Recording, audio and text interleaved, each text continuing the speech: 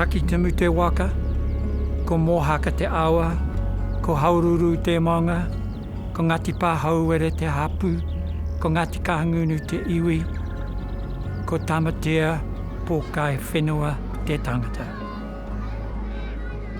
When I was growing up here in Rauponga back in the 1950s, I could never have imagined that one day I'd use a thing called the internet to bring you back to my very first school. Now, both my parents taught here. My mother, Mangu Rose Kaimoana, Pahuera Ngati Kahangunu, and my father, Bernard John Taylor, whose great-grandparents had come here from Scotland.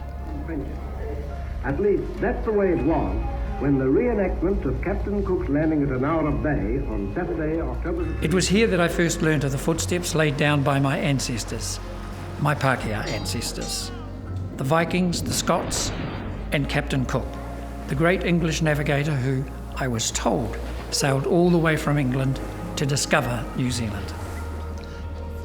But what I was never taught was the amazing story of the footsteps laid down by my other tupuna, my Polynesian ancestors who sailed to this land 500 years before Captain Cook.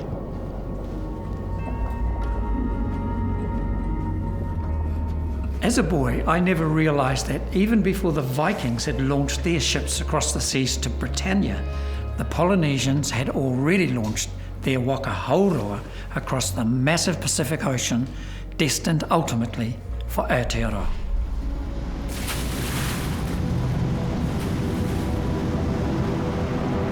They crossed a third of the planet in state-of-the-art sailing craft, guided by the stars and the ocean currents. To make it to these shores across Te Moana Nui a Kiwa, the tupuna on my mother's side had to be more than just sailors. They had to be astronomers, astrologers, scientists, engineers, mathematicians. They had to be innovators.